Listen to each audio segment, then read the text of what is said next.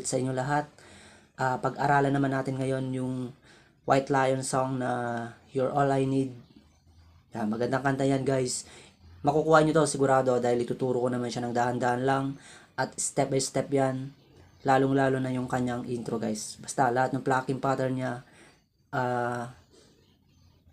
Tuturuan ko lang kayo ng isang madaling plucking pattern niya. Hindi na kailangan ng tablature dito guys. Basta subaybayan nyo lang mabuti yung video natin. Tapusin nyo hanggang sa dulo. Then paki-like na lang yung video natin at paki-subscribe na rin po. Salamat. Simulan natin. Ipakita ko yung kanyang intro ganito.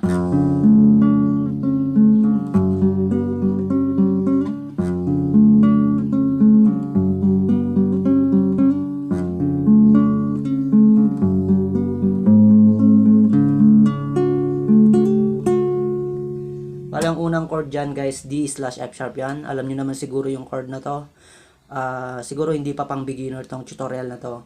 Kaya sigurado akong alam nyo na tong D/F sharp na chord. Okay? Bawat chord guys, ituturo ko kung ano yung kakalabitin natin. At yung number na sasabihin ko ay yun yung number na string. Okay? Halimbawa, 6, ito. Yun, 6 string, yung makapal. Simulan natin dito sa part ng D/F sharp. Yung kakalabitin nyo ay ganito. Okay, 6, 4, 3, 2. Then, 2 ulit. Pero, yung second string guys, ililipat ko yan sa second fret. Yung ring finger ko. Diba nasa third fret yan? Okay, ulitin natin. 6, 4, 3, 2. Then, 2 ulit. Pag sinabing 2 guys, second string yun ha. 2 pero, nilipat mo na yung ring finger mo sa second fret. Next na kalabit ay 3, 4. Ganun lang sa part ng D/F sharp. Dahan-dahanin natin.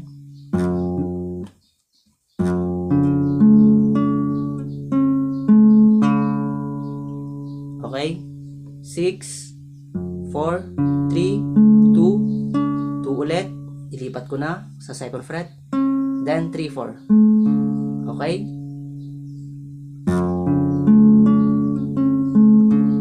Yon. D/F sharp yon. Then tutungo tayo sa kanyang chord ng G. Dito sa chord ng G guys, ito lang yung pipindutin natin. Bass ng G, 6 string. Pero meron naman tayong pipindutin dito. Pero i-open din natin siya. Ganito. Okay, ang ginawa ko dan 6, 3, 2. Yon, yung 3 to guys, open muna. Walang napindot yan. Bali yung bass ng G lang yung pinindot ko dyan. 6, 3, 2. Then 3 ulit, open pa rin. Then 2, pero nakapindot na sa second fret. Okay, then third string ulit, open. Bale yung third string dyan guys, pang alternate lang. Ulitin natin, 6, 3, 2. Yun, open yon 3, 2. Then 3 ulit.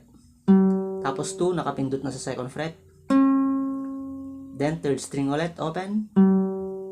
Tapos, second string, dito, nakapindot sa third fret. Ganito yung tunog niyan. Ganun siya.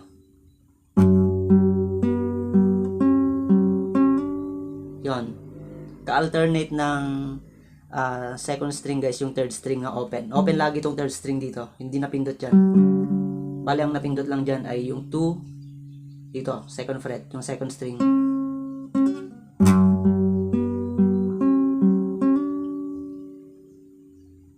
Okay, pagsamahin natin yung dalawa.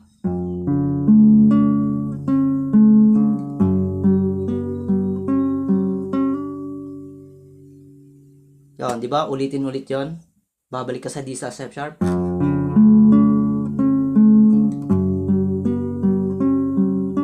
Then D/F sharp. Tapos, iba na yung plucking dito sa part ng G, ganito.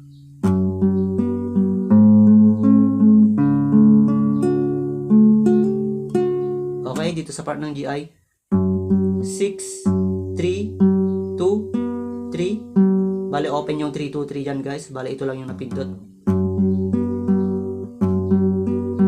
Tapos lipat ka sa A. Ang kakalabitin naman ay 5, 3, 2, 3. Tapos dito sa D ay ganito. 4, 3, 2, 1, then 3, tapos yung first string i-hammer natin to. Magdi-D4 yan. Tapos pull off din. Aalisin din agad yung hinliliit.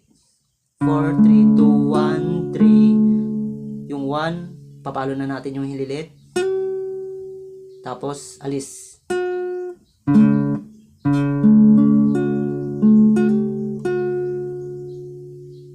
Okay, repeat natin sa part ng G na yon.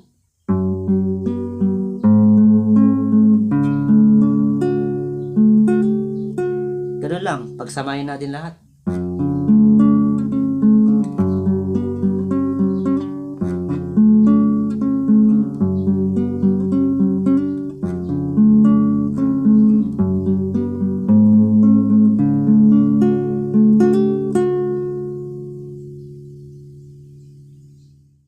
Okay, sa part ng verse naman guys ay pakita natin muna yung mga chords. Ipapaliwanag natin yan guys. Plaplakingin natin pero meron naman siyang pattern kaya makukuha nyo to. Huwag kayong magalala. Basta tsaga-tsaga lang.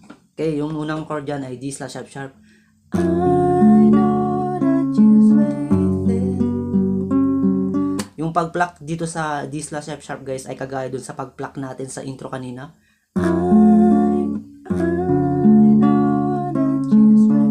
Ganun din sa part ng G. Okay, next chord, diba? E minor. Ganito ang gagawin natin sa E minor. Okay, 6, 3, 2, then 1, pero nakapindot sa 3rd fret. Dadali natin sa 2nd fret, yung first string pa rin. Then 3, 2, open.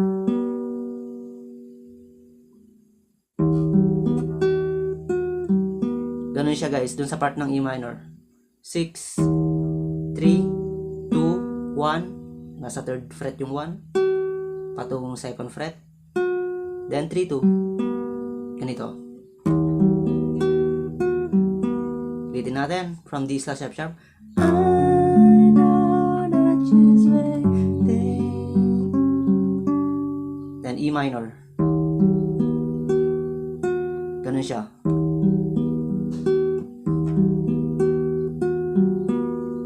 Ang next guys ay yung A. How much you love her. Ganito naman sa A.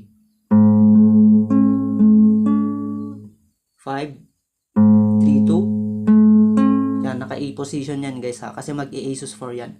Bali yung ring finger ko dyan, i-slide ko dito sa 3rd fret, 2nd string. Okay, dito muna sa A, 5, 3, 2. Tapos 3, 2 ulit, pero naka-A sus4 position na yan. Ganon. Then 1, 2. Naka-A sus4 position pa rin. Ganito yan. Ganon yung plucking pattern yan.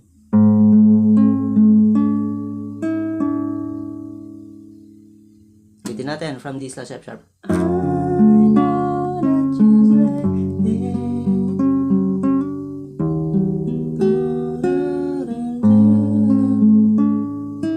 Yan, then ulitin ulit yan guys.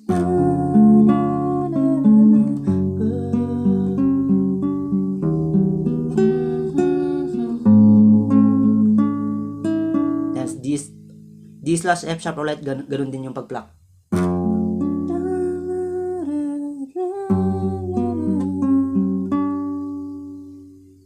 Tapos E minor. Then may iba na dito guys. Tignan nyo mabuti yung chord dyan. Diba? A, G, D. 3 times yan.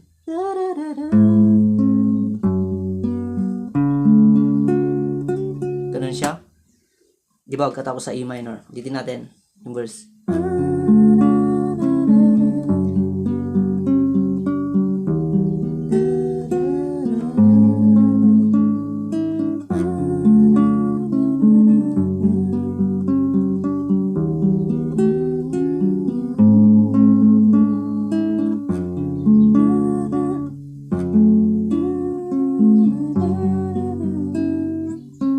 Tapos E minor ganito.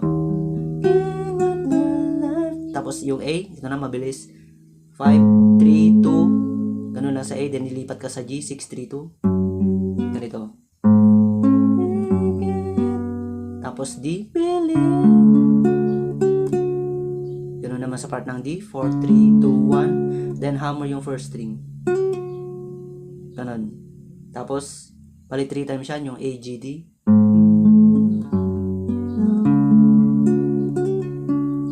Yan, dito pala sa part ng D guys ay ganito.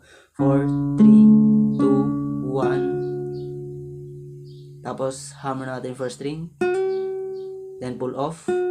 Tapos, last na kalabit ay yung second string.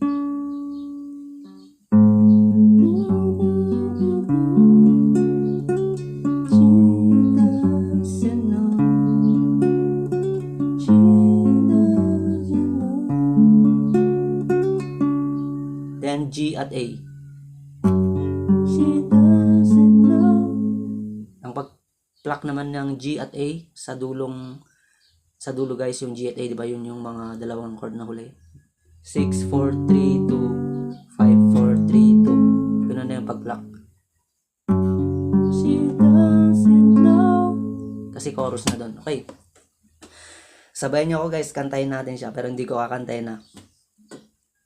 Okay.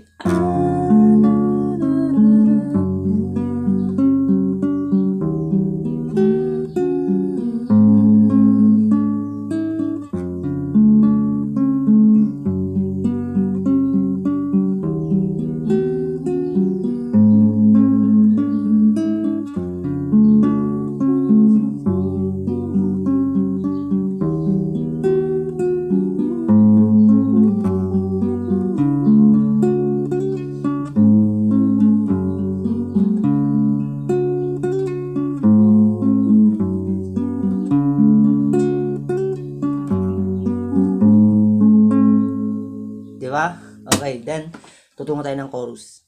Ang chorus ng chorus guys ay ito. Unang ikot D, F sharp minor, G, A. Pangalawang ikot D, F sharp minor, E minor, A, G. Pero plucking tayo. Ganito. Dito sa unang chorus ay, di ba, plucking muna siya.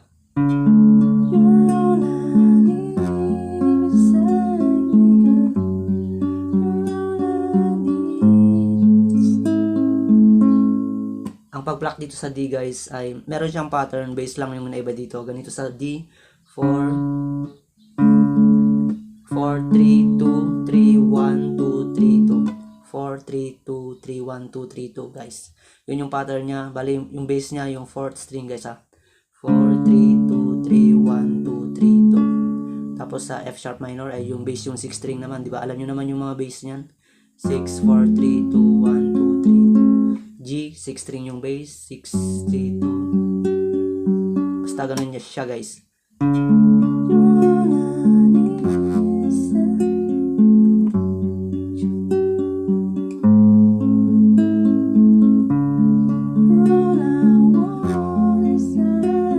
E minor, G, then strum, yon, tumigil siya sa G. You're all that I... Then uulitin nyo ulit yung intro guys. Yeah.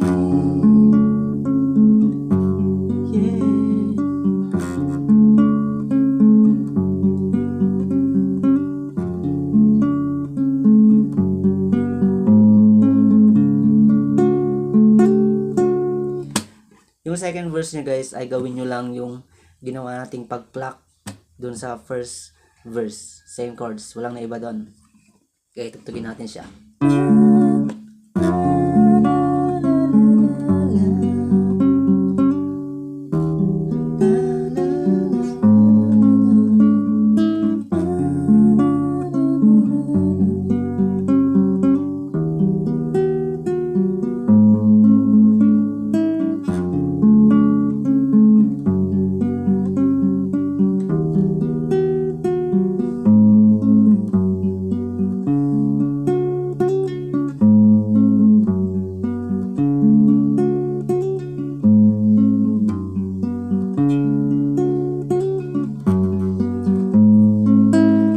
Ulit guys.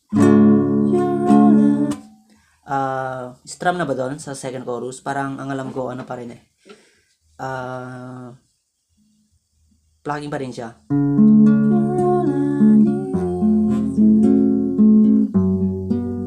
Dito sa second chorus niya guys, chorus 2 ay nadagdagan natin ng A sa dulo. Kaya chorus 2 yan.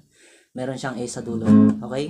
Pero pwede nyo siyang i-strum dito sa chorus 2. Pag i-strum, down, down, down, up. Ganun siya. 2 counts kasi yun guys. Down, down, down, up. Ganun siya.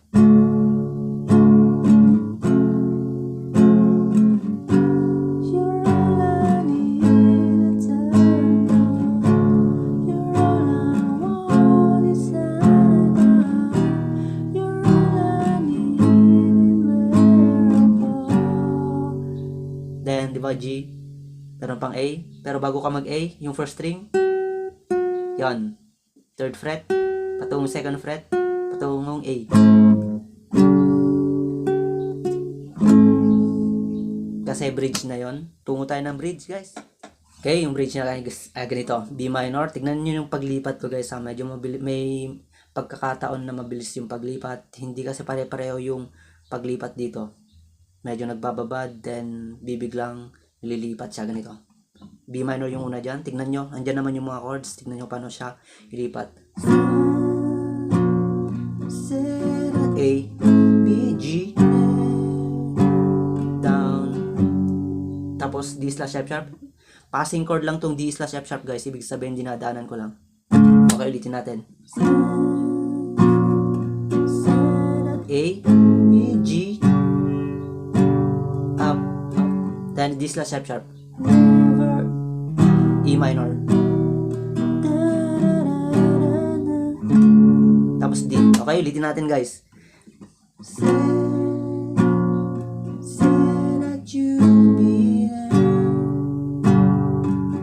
D slash F sharp,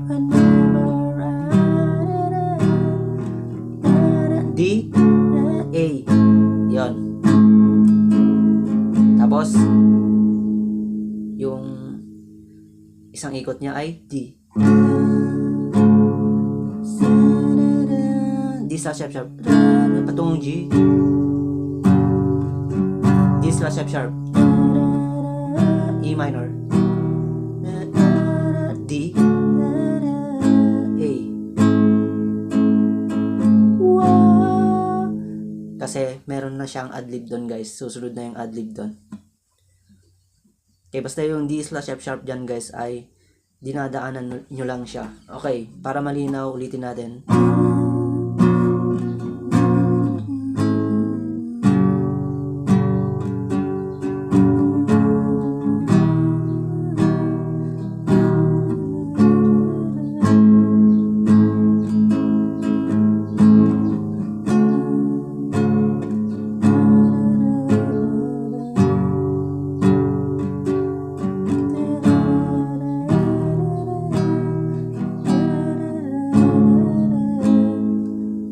Yung bridge niya guys. Then yung adlib niya guys, medyo parang ganun yung mga paglipat din, same sa bridge.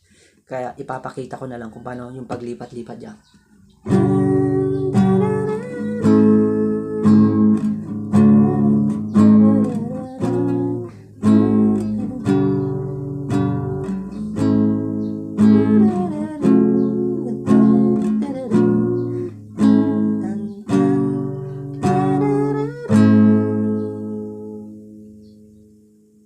Okay? Tignan nyo mabuti yung paglipat guys ha. Basta huwag nyo kalimutan tumingin din sa chords. A na yan, then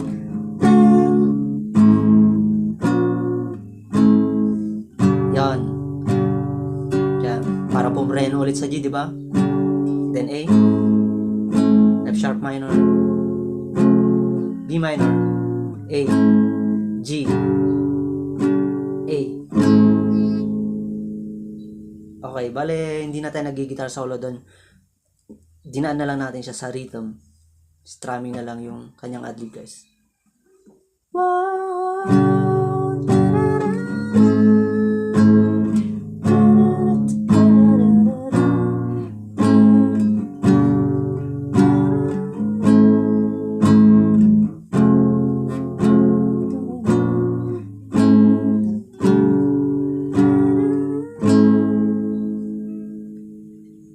Tapos bibigla siyang magko-chorus. Strumming nyo na dito guys.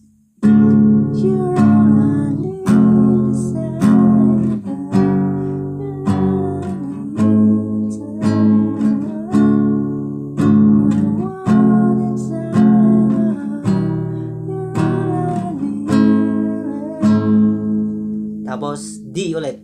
Kasi uulitin nyo yung chorus.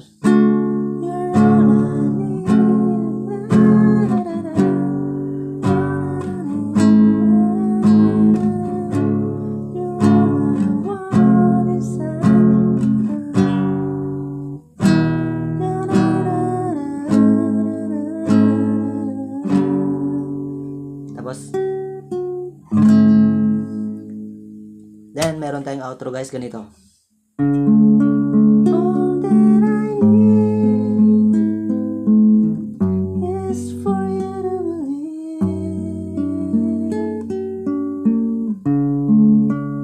All that I need is you.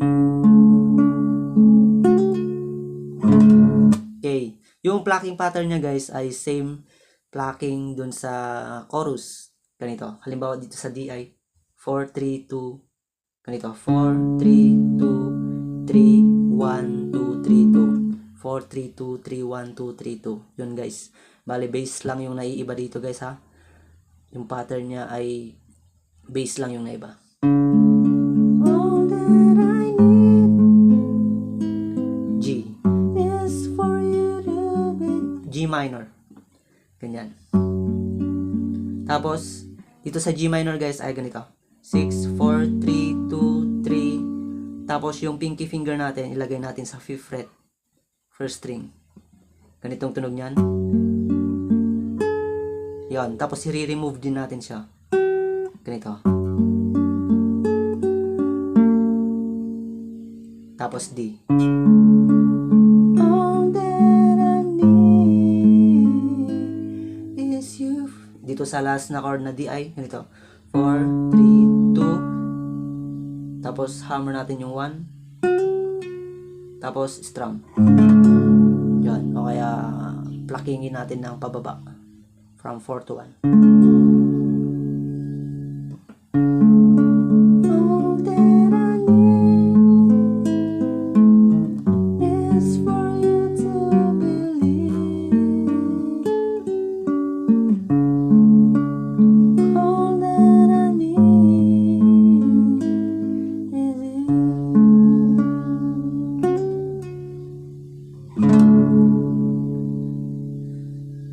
Okay, sana nakuha nyo guys at pwede nyo naman siyang i-rewind kung meron kayong naguluhan na parte doon. At sana nakatulong tong tutorial na to. Maraming salamat po. Mabuhay po tayo lahat. Bye-bye.